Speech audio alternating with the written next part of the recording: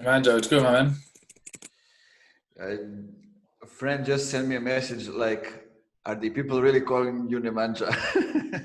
Wait, what? Oh, Uh, yeah, because he said I was just listening to your voice message on LinkedIn, and are they really calling you Nemanja? Yes, every day. yeah. I know it's Nemanja, right? It's Nemanja. Yeah, I know. It's kind of when you are in the English speaking mood, it's kind of more Yeah, natural to say Nemanja. yeah. Because I know how it is, but then sometimes I like it just the way it comes out. But yeah, that's funny, man. Yeah. It happens to me very very often as well. Of like, um, I think even you did it the other day because I remember I just saw it with Martia with a Y at the end instead of an I. Uh-huh. Yeah. Yeah, that happens to me like on emails all the time of like people writing me like that. I'm like, I don't even care anymore. Yeah. It Yeah. You happens. got a haircut or you shave your beard or No, something? no, nothing. You, I need a new one, but you look better. You look good in shape, man. You look fit. yeah, I'm thinking if I should continue going to the gym or I should pause for a few weeks just because this COVID thing, like it was almost 700 people yesterday confirmed COVID here in Novi Sad only. Wow. And those are just like official data. Right. So probably the number is even higher. I have I put a picture on Google Maps of the clinical lab that's doing the PCR tests and everything.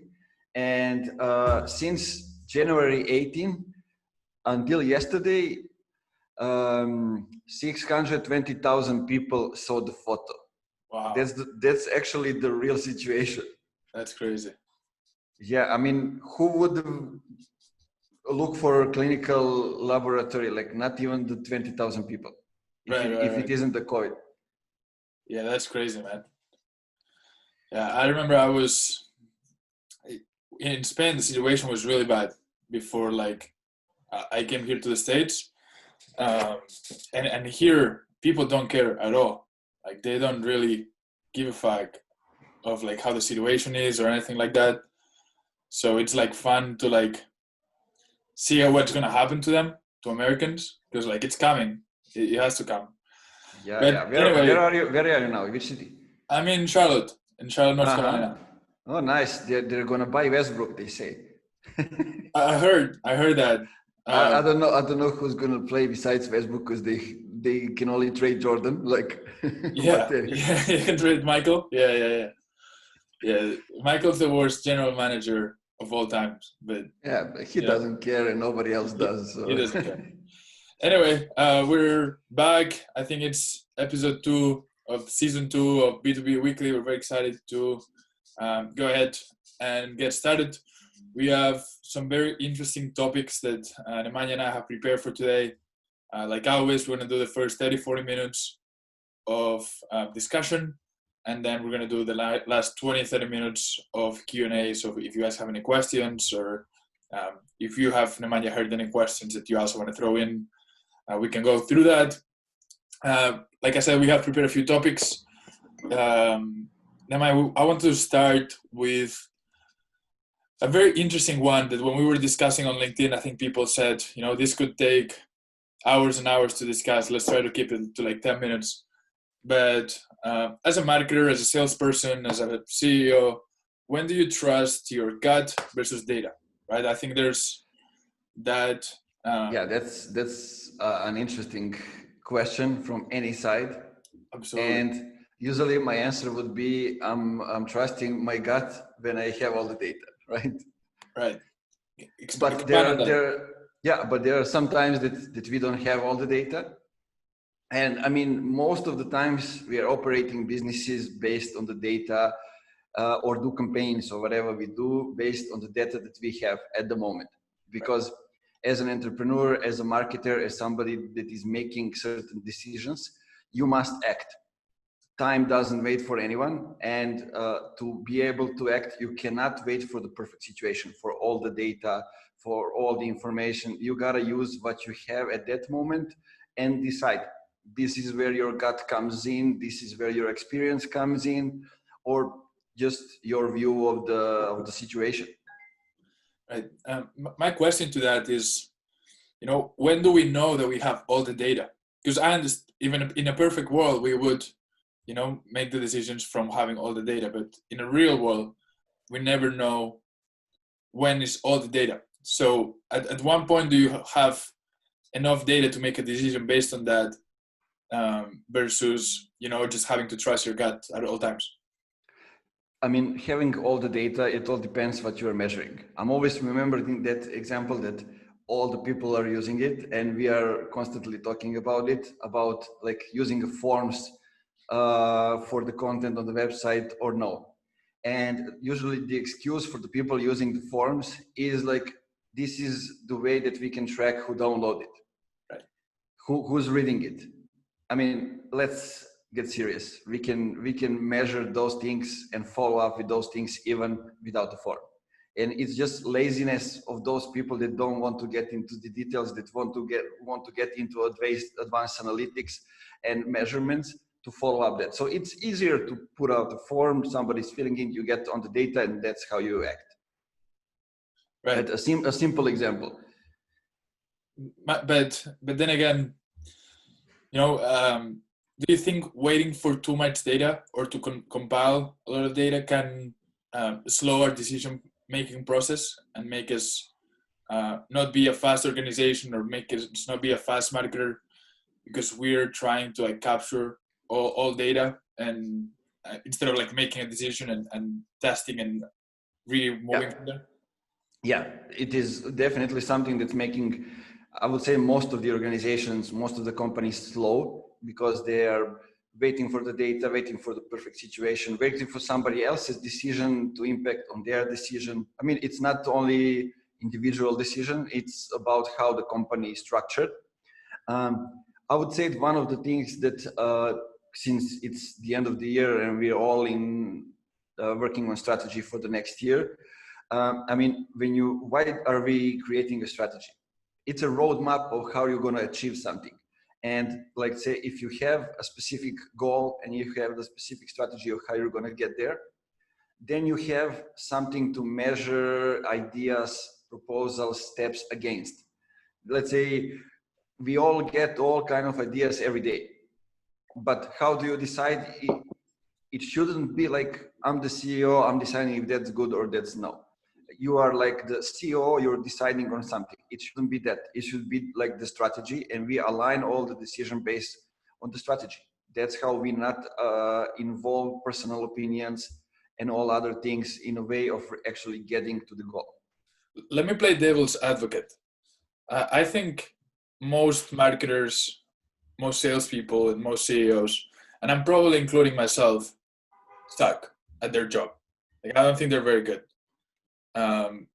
Do we still trust them with their gut, or do we ask them to really work off data?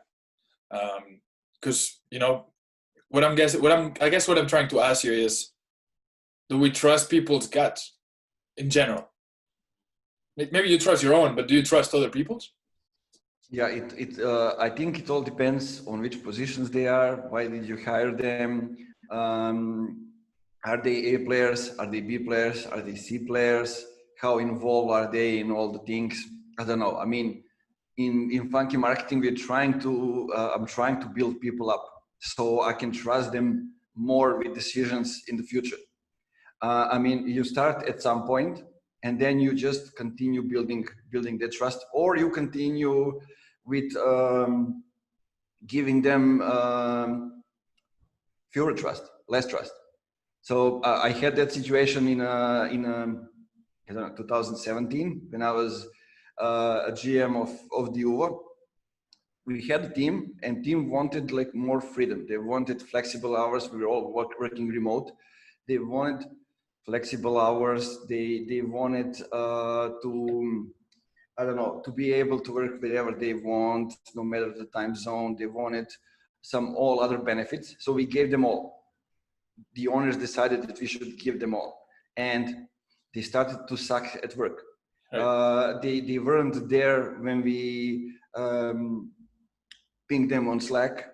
they weren't there to respond to emails of the clients in time. The work was late, the task was late, the projects were late. So we said, okay, now we need to change something. So we gave you all the freedom. Now we're taking back some of it. So instead of having 8 hours flexible, we're having like 4 hours from, I don't know, 8 to 12 in the morning, Canada time, where our clients are in the office and working, and 4 other hours you can use and work whatever you want. But inside these 4 hours, you need to be prompt with answering. You need to answer every email, every message in 10 minutes, everything else. We need to know that you are here. Right. That's how we do it at my company. Not for everybody, but for some people, we have like 4 hours where, you know, they have to be there at all times. But that's the thing, right? Because I trust my own gut.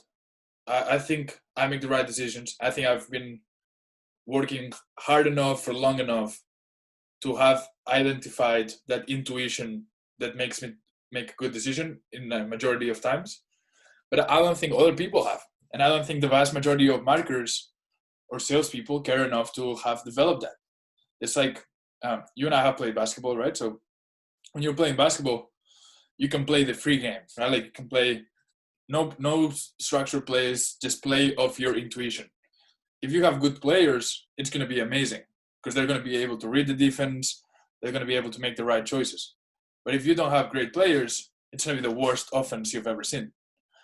So for me, I kind of like related to that. Like, do you have a team or players who have worked so hard and for so long that they are able to intuitively understand the situation that they're in and react quickly and make the right choice every time, versus those that have not cared enough over their professional career? And that's how I think a lot of marketers are, that they have not cared enough. Yeah, I totally agree. I mean, not many people are gonna care about your business and about your client's business as you are. Yeah. And that's a reality. I mean, you can try to teach them to do that. That's what I'm doing. I guess you are doing that too, so they can look as their accounts as clients as their own company. And I mean, for now, it's working good. And I'm really seeing that those things are really like happening. I had a situation where like I didn't feel the responsibility, so I spoke about it. We talked about it, and then I'm seeing the improvement. You know, because we are doing a lot of things that I don't want to like micromanage every day. Right. Like, you know what we are doing, some things you are doing also when we manage clients' LinkedIn profiles and companies' LinkedIn profiles. And there are some things over there that needs to be done daily.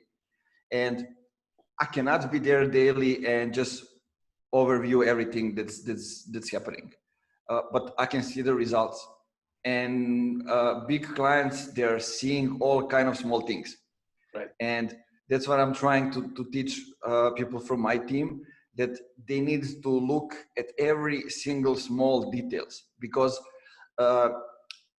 maybe we don't have it now, but we'll have clients who will go anywhere like besides them and check every step, just so until the time comes that they are full confident in what we are doing, because it's their personal profile. Sometimes it's sensitive matter.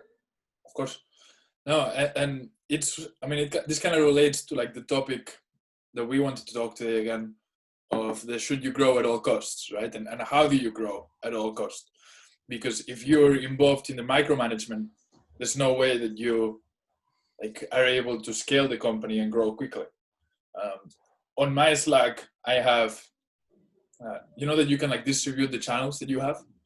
So I have like all the clients that where the clients are, or the channels where the clients are, or the channels where my team discusses the clients, and then we have four channels that are like on the business channels, and it's like business development, processes and systems, the team channel where everybody is, etc., etc.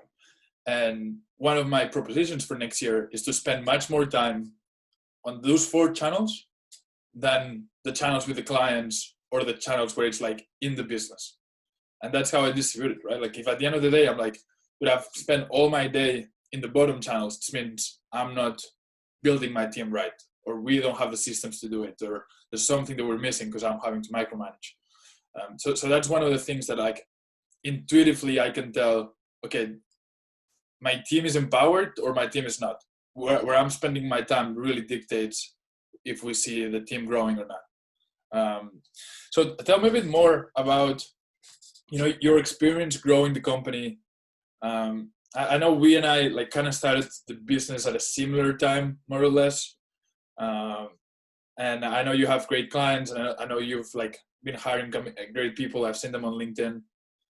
But tell me a bit more about like your experience has been with growth. Like, let's start with goals. What are your goals in terms of growth for the company within a year or within 5 years? Oh, it's a good topic. I love that we're talking about it. I mean, so I just talked with a potential client this morning, and he told me he binged the videos on our YouTube, and he was like, "Man, it's some advanced stuff. I won't even pretend that I know what you're talking about sometimes." But anyway, so yeah, I'm just setting up goals for the next year, and basically, I want our revenue to grow 3 times what we have now on a monthly level. And I have this decision. I don't want to hire more people until I have to. What does it mean? Until I'm involved also. I need to be involved back in everything. And when I need to be involved back in everything, I know that I need to hire more people. What do you mean? I don't understand.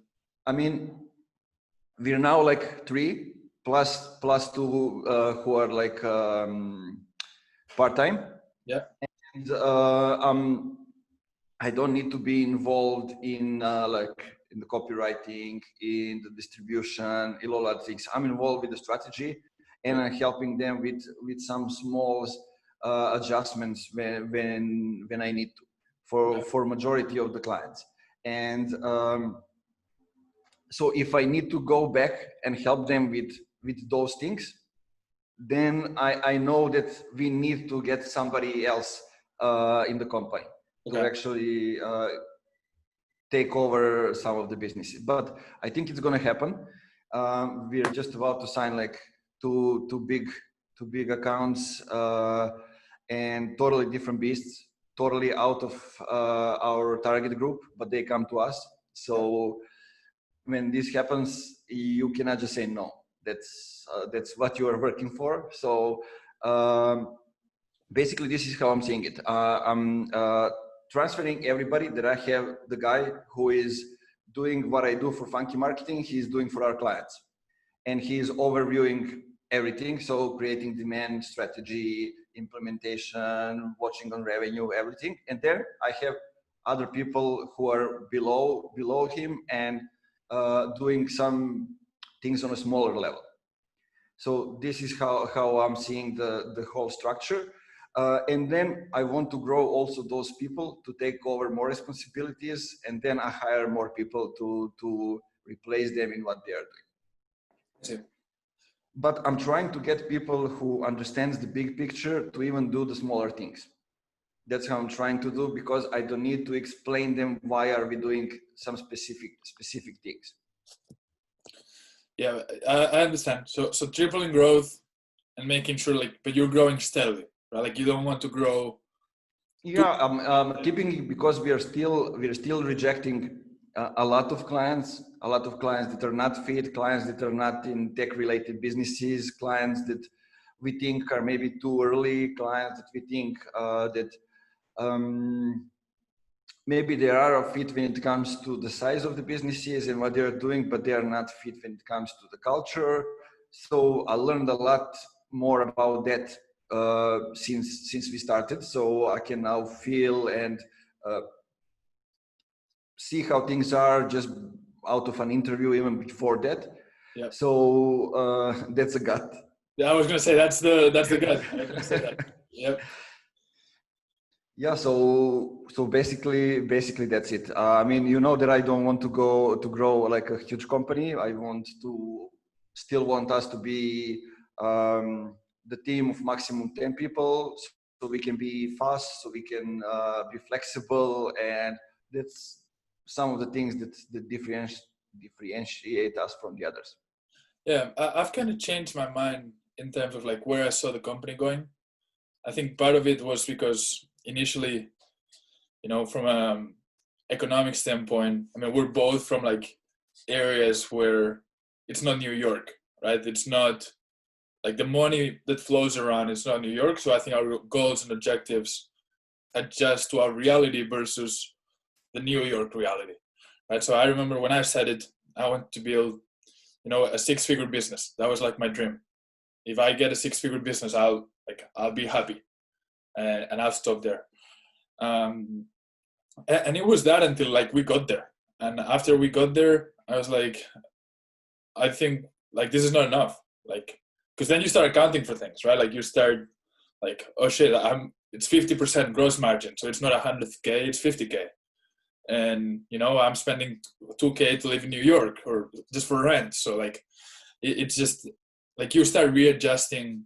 Plus, we're very competitive. I think we're very competitive individuals, and we always strive for more, right? Like there's always that need of like, okay, now we got the goal. Now what's next? What's next? What's next? What's next? So for me, I was just telling yesterday this to a friend, like I want to get to $1 million in 2 years, and that kind of drives like the decision making that I make to get there, right? It's kind of change what the company needs from me, what the company needs from like the team that we require. Um, so we have to like if we want to get to $1 million, I cannot be involved in production. Like I just cannot be. So I have to fire myself from that as soon as possible. That means that the back office probably needs to have like, I need some help there, like hiring, finances, all that stuff. I'm going to need at least some sort of help. It means that we have to be very process building, like process focused. So I'm investing a lot of money for my experience in a company that's going to help us set up processes for good. So it's kind of changed how I invest my money. It's changed like the team that I want to build. It changed my responsibilities, and having that as the North Star, it just kind of like determined everything. So we just hired Andrea, the girl that you recommended, because if we want to get there, we cannot go with part-time account managers. We need full-time brand managers. So it kind of changes everything from even how you hire or who you hire, how you pay them. So for me, that was like something that it changed of like, I get into $1 million in 2 years. And then it was funny because I was mentioning to my friend who runs an agency, but much bigger than mine. And he was like, to $1 million? And I was like, yeah, you know, it's very ambitious goal, whatever. And he was like, in 2 years. And I'm like, yeah, because I'm very ambitious and I want to get there quickly. And I was like, and he said, dude, $1 million in 2 years is not that hard. Like you should like go for something more. And I was like, what? And he was like, yeah, I was thinking like $1 million in 9 months for you. And I was like, what the fuck? But then like hanging out with those people like kind of changes. So maybe instead of 2 years, I try to make it in a year and a half. So grow. It's not growth at all costs, but for us now, growth is an important part, you know, and that's something that like will, if you clarify that, it kind of changes everything that you operate on a daily basis and on a macro basis as well. I totally agree. I mean, we're also in a growth phase, and I'm trying to equip the team so they are prepared for it. Right. Because you know, right now we are in a point where like I'm trying to eliminate all the small details that I'm seeing. Mm-hmm. Small mistakes. Those are not like huge mistakes. Like some people wouldn't notice that. Right. I'm trying to perfect a few things so we can go. And basically, I just told the guys yesterday or the day before, like I'm like like a train that's rushing. You need to get on board and just follow the lead. That's it. Because in the, I don't know, since after the wedding, few clients paused our services just because they had something inside their companies that need to solve. And then I said, okay, I need to get serious about a few things. So I got serious about content, not about the amount of content that's out there, because it's still the same number, but to get really focused on content and what I'm posting and what I'm doing. So now we're about to close like 4 or 5 clients in a month. And those are like half of it are the deals for the whole next year. And those are huge accounts. And basically I'm not working that much. I just focused on specific things and just going there. And I mean, so far it's working good. I'm constantly, as you're saying, thinking that we're going, how we're going.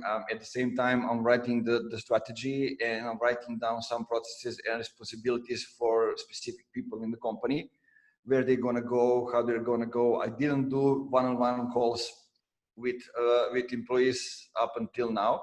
Now I'm evolving into that too, because I think there's a need, because I want them to grow in specific areas, in specific details. And so I feel that there's a need to do that. And I mean, it's all coming together, like all things that we have been working the whole year. And I'm glad that I'm proving that, yeah, it can be done. Also what we are talking about here and what we were doing, it started to give results. For sure. I was thinking about it before joining the podcast, that it's interesting to like hear back the first episodes of what we did, and then like see the growth that's happened in like the last year or so that we've done this. I think we've done about 17 episodes, so probably like 6 months or so, and how the companies have evolved and we have evolved, right? Yeah, the mindset and everything. Yeah, so when I was phrasing the topic for this podcast episode of growth at all costs, obviously I think we identify the company first as growth, but from a personal growth, I think that's also even more important. When I was doing my initiatives for 2021, I realized that most of the failures that the company has come from my own failures. Like my own personal growth is what's bottlenecking the company to grow fastest.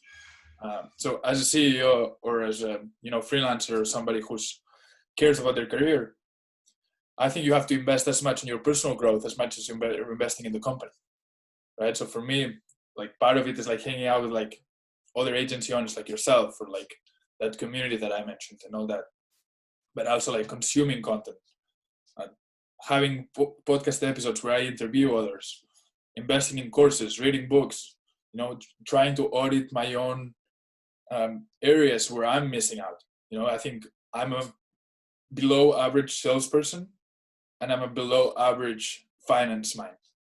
So like trying to get those two right is something that I'm investing a lot of time and money for the next year. So those are like the things that I think we need to audit, because that on a personal growth, I think that's growth at all costs, right? From personal. Yeah, same here. I mean, I'm not somebody who is good at those things, and like I was able to close 28 deals this year. Right. And, yeah, and also one thing that I think we need to mention is when it comes to creating podcasts, being out there, is being seen with all those people that we are inviting as guests.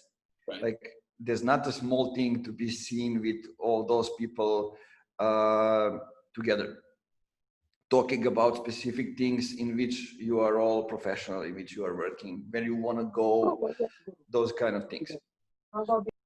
Yeah, I think it's just like having like a logo page with like the clients that you're working with.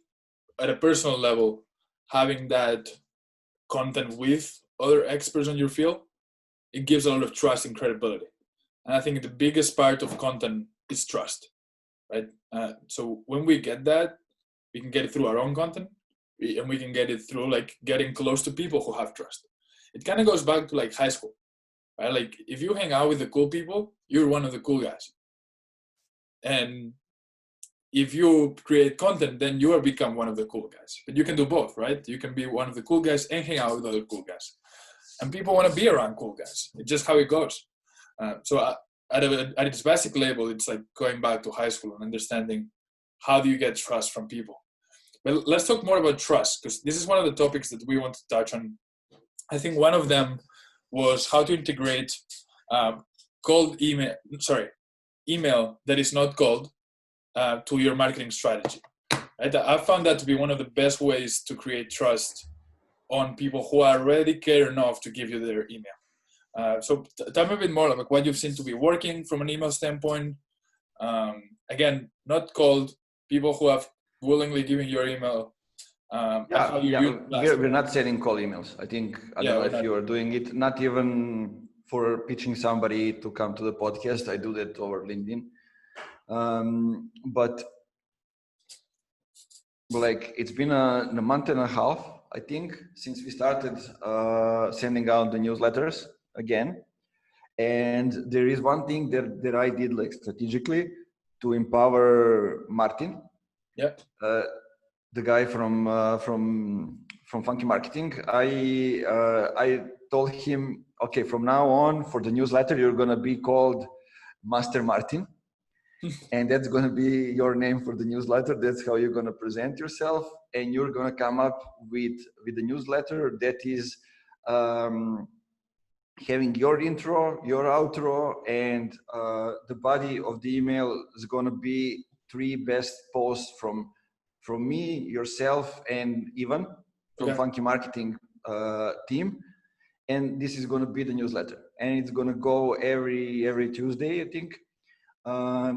We're not going to try to sell anything. There is a CTA over there. If they need help, they can schedule a call and just go 30 minutes with us so we can maybe help them in something. Yeah. Nothing else. And we've been doing this for a couple of weeks, 5, 6. And so far, like the open rate is going up. Okay. And you cannot really see it. Like we receive a couple of answers, couple of replies from the people that say they liked it, it's cool. Even we got a client over that. Okay. Like so far it's going well. Yeah, we didn't see people actually responding much or clicking on that CTA over there. That's not the point, but I'm just looking at some other things because like open rate is a vanity metrics, but in this case I just want them to read the email. So if the open rate is going up around 40%, that's above the industry standard and it's great. But then we added a new newsletter, which is basically the episodes from Funky Marketing Podcast and from B2B Weekly. So it's going out on Sundays. I just picked up the day. I felt like Sunday is the day when people are not doing anything, so maybe they will listen to it, read it, and I don't know. And so far, I'm seeing people opening the email. Nobody's actually clicking, but on that email, I want them to click. Right. So, and it's kind of interesting. So I'm not getting them to the podcast to actually listen to it, at least not through email. And this is something that we are working on to improve. So, but overall, to conclude it, I'm seeing that trust is going up. I'm seeing people in the comments coming up saying, man, the subject of the yesterday's email was great. It was amazing email. This one is saying like, I love that part when you mentioned this and this. So you kind of start seeing the impact. And I mean, it's more than 400 people over there reading every week. So it's great. And I don't know if they're a target group or not. A lot of them came through the webinars that I organized like back when Coin started. Yep. So, but I like that I'm seeing that people are unsubscribing. Like 1, 2, or 3 per email. That's Yeah, that's cool. normal. I'm seeing that we are growing the open rate. That means that people are starting to get noticed that, hey, our email is going to come at that time. We are not trying to sell anything. We're just going to try to share knowledge, try to give specific things. And I mean, that's what we want to do. We don't want to sell to those people. We just want to educate them so they can say, these guys knows what they're doing. So they can recommend us to someone else. So, those kind of things. Yeah. I found email to be extremely valuable. I mean, I don't run it for myself, run it for a couple clients. One in particular that I think because we're collaborating on that. But for us, email has been tremendously effective and one of the highest ROIs I've ever seen.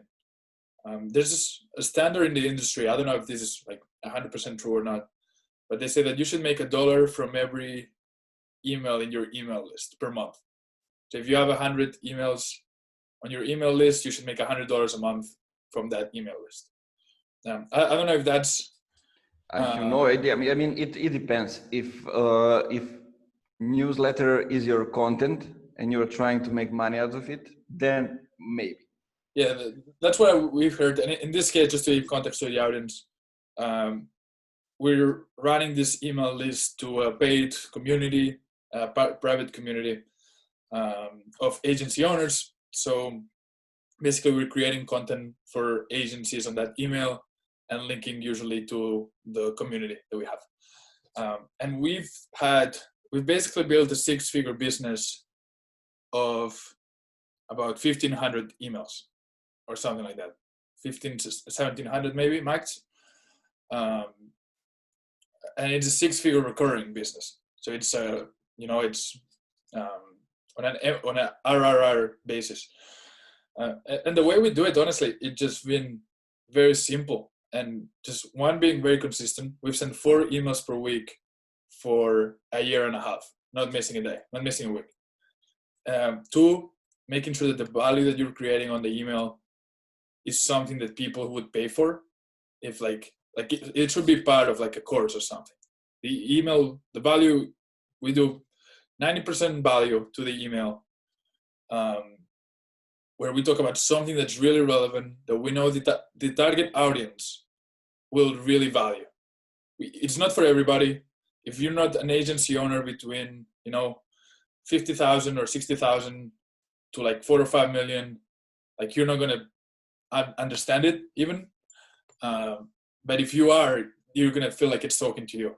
So being very specific on your content, even if that decreases the open rates, even if that decreases like the click-through rates, just being very specific and very niche in your content, and then changing the call to action copy every time. Because we've seen a few emails like people who have email lists who just copy and paste the same call to action every time. So thinking about how the value and what you're selling connects and trying to change the angle every single time, because until you hit the right angle for the right person. That's how we've done it. It worked really well.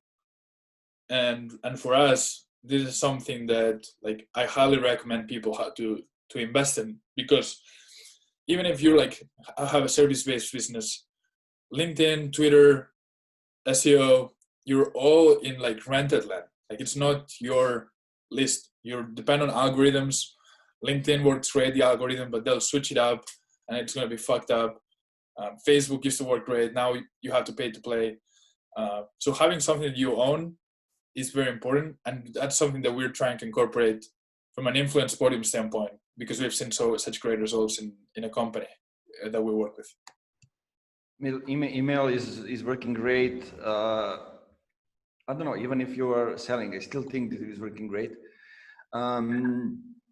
From this standpoint, yes, and you need to be original especially if you're going 4 times a week.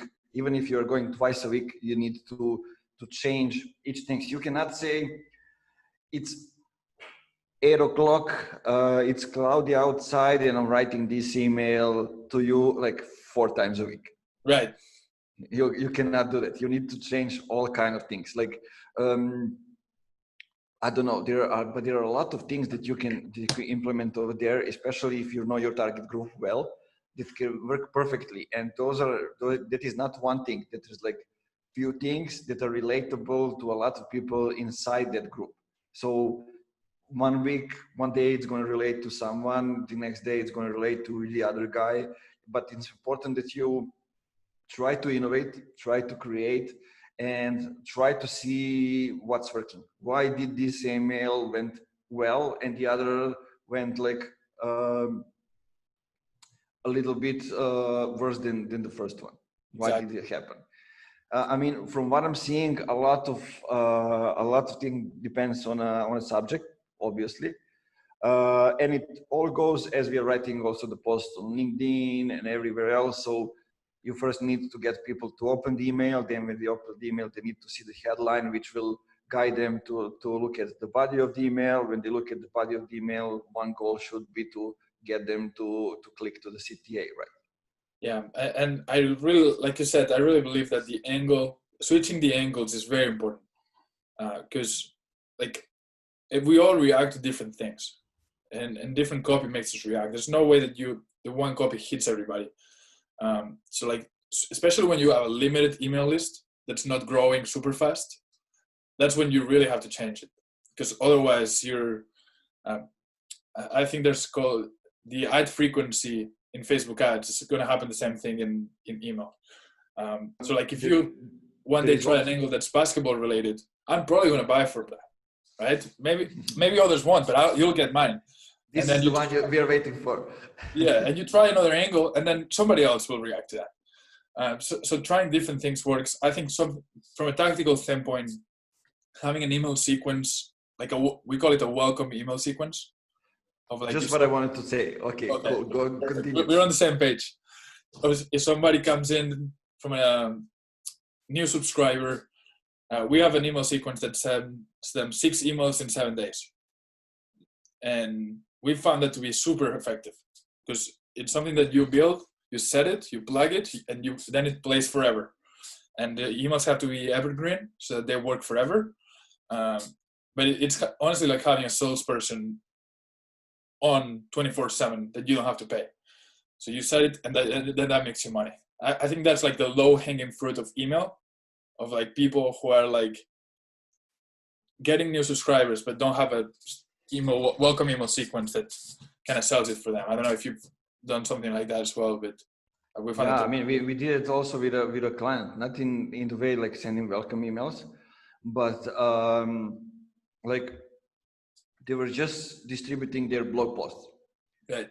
Sometimes some other things, some CTA, some actions, okay, but usually they were distributing the blog post because they were working in education. And so as the new blog post is written and published, we add them to the email stream. Mm-hmm. And as somebody new is subscribing, like the email goes. And like it was interesting, like the owners said like, why aren't everybody getting the same emails? I mean, they didn't subscribe at the same time.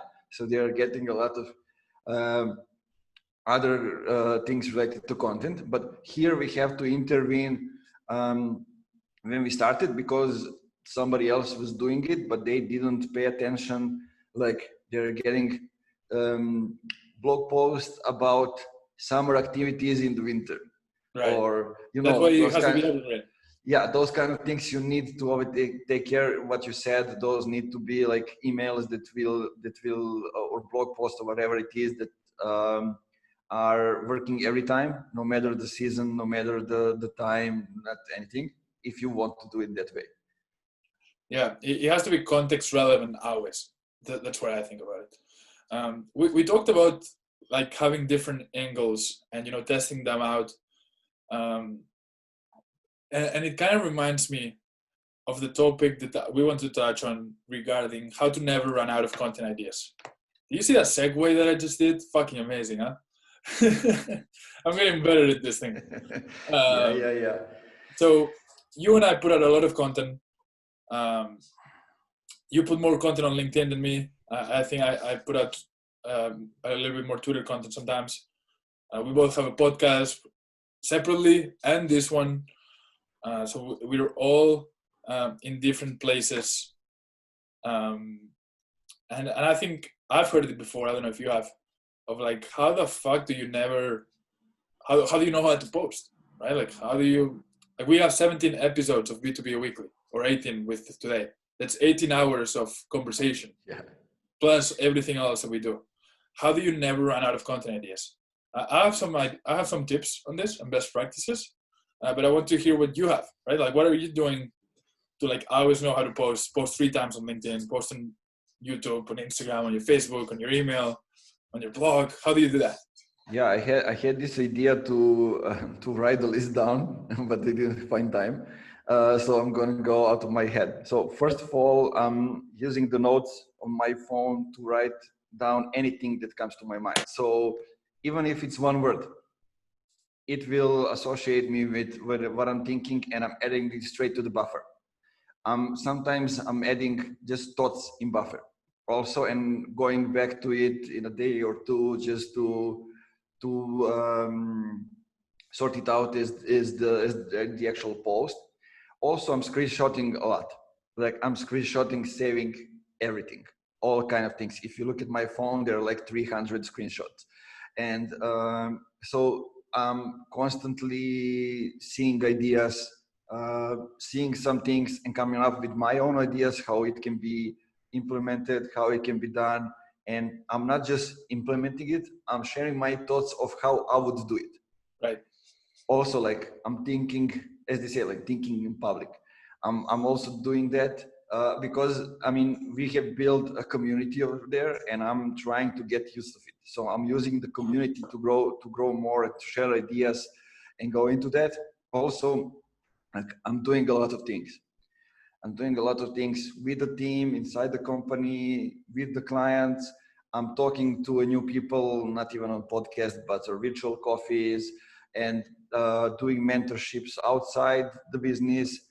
Uh, it's a lot of things that you can use over there for content, and you just need at least one a day, right? So when you look at it from that perspective, it's not that much. And then you add comics, you add books, you add that you, I don't know, watch a movie or watch sports, then it gets you into some conversations. Then there are things in the world happening, and then you go to Twitter, and there are all kind of business people sharing ideas, sharing thoughts, sharing results, information, everything. Twitter is a huge place when you can find ideas also. And I mean, those things are just enough.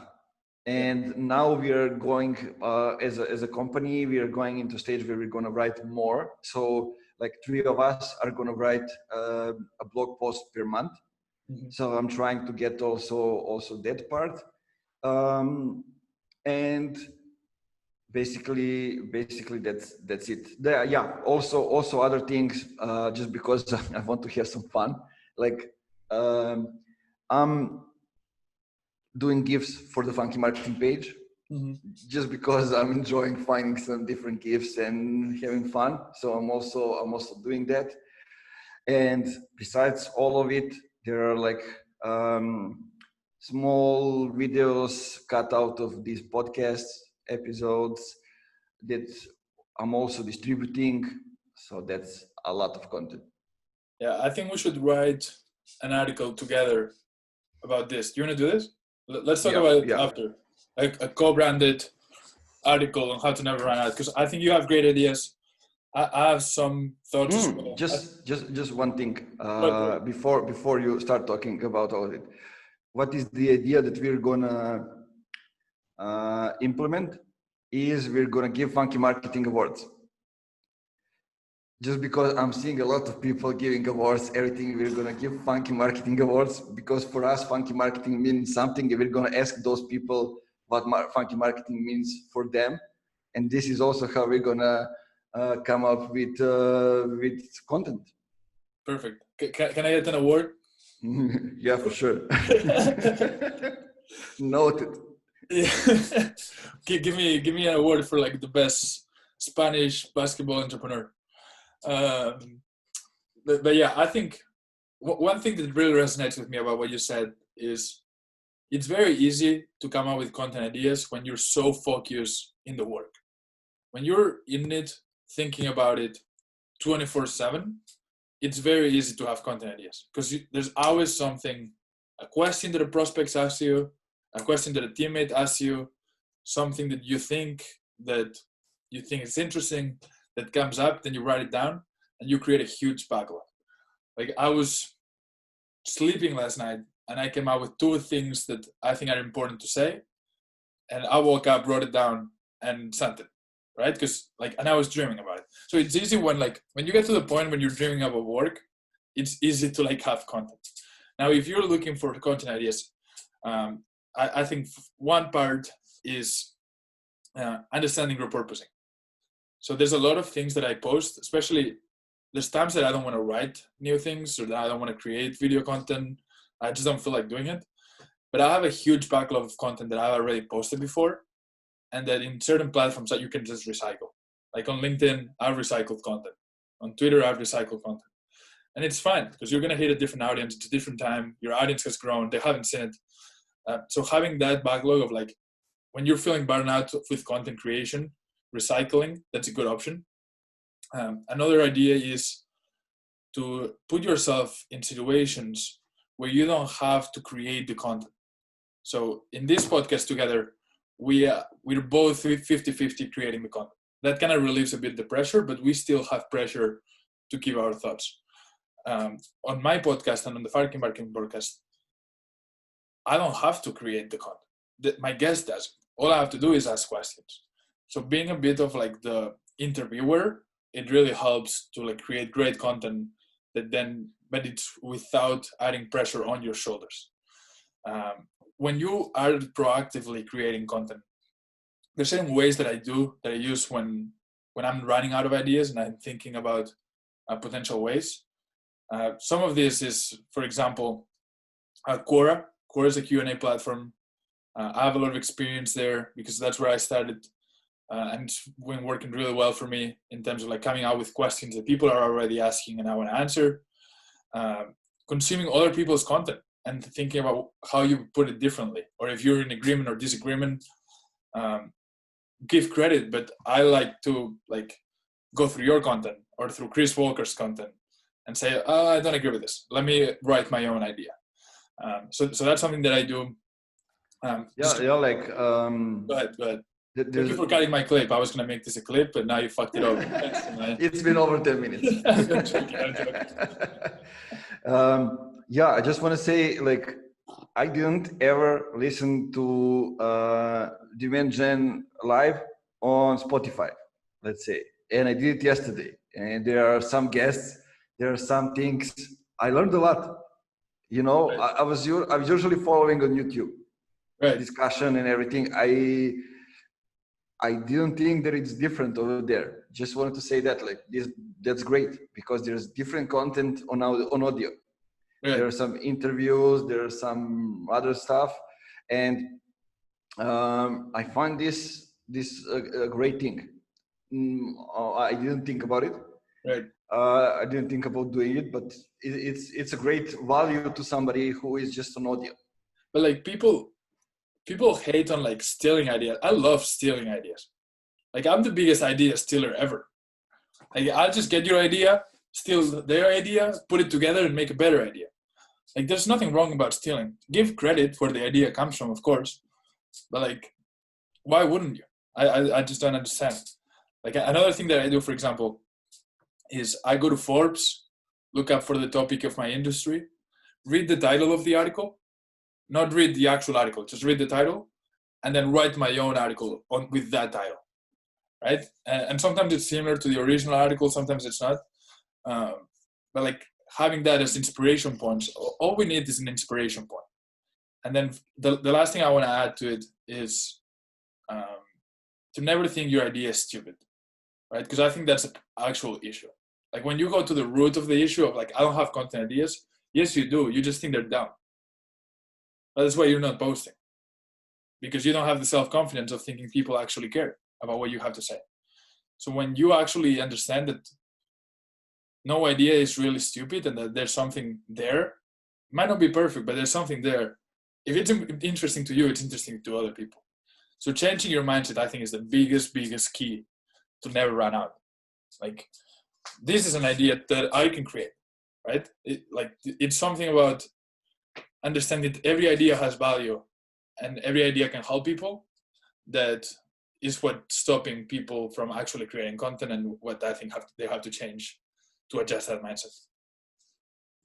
Yeah, there are two more things that I thought of that we should say just for the sake of the article that we're going to write afterwards. Yeah, that's right. This article. Yeah, Google Alert. Good Alerts. Usually there are shitty articles. There's a lot of ABM stuff over there, reports, meaningless reports, costing a lot and those kind of things. But headlines, you can find good headlines because you get so many of them every day. Right. I'm using those to come up with content. Also Google recommendations in that section on the phone. I don't know how it's called, but yeah, I think when you choose the topics and you get the news about them. This is where I find a lot of interesting articles. Some of them are even older than 2 or 3 years. And it's interesting that you find that article, you see what they were writing like 2 years ago, and then you come up with your version of it, what's happening now. Right. That's actually a good thing. Also, Facebook memories. I'm like regular on Facebook because the whole Serbia is. So I like to provoke people over there. Facebook, I'm using it as Twitter, basically. So I'm not rarely I'm ranting over there. I'm trying to provoke Serbian marketing community to react, to come up into conversations, those kind of things, trying to move up the community a little bit. And so when a year passes, Facebook reminds me that I have been posting that. Oh, right. And then I just translate it into English and I post it on LinkedIn and I have a viral. Right. Like it's literally happening like almost daily because I was posting daily. As I was going through my career, I was posting about things that bother me. That's funny. Even if it's like organizing a team, even if it's like relationship with colleagues, I don't know, all kind of different things.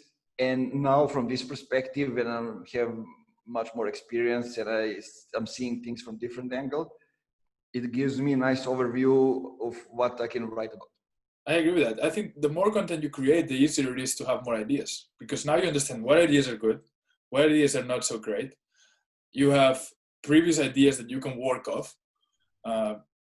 You have reminders of ideas. Like it's easier the more you do it, and even though that looks contradictory, you know what I mean? But yeah. I think we've discussed some very interesting topics today. I'm really excited about what we were able to cover. I got to run. I know you're busy as well because it's probably like 7 p.m. there. But Nemanja, I appreciate your time, man. Great episode today. Next week, more and better. Yeah, definitely. We still have some topics to cover. Thank you, Alexandra, our biggest fan. Thank you so much. We appreciate you. Thank you. I was late, but I hope that we'll join next time, next Wednesday. Don't be late again, Alexander. Get here on time.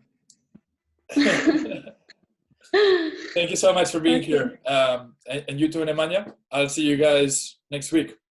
See ya. Thank you. Bye. Bye-bye.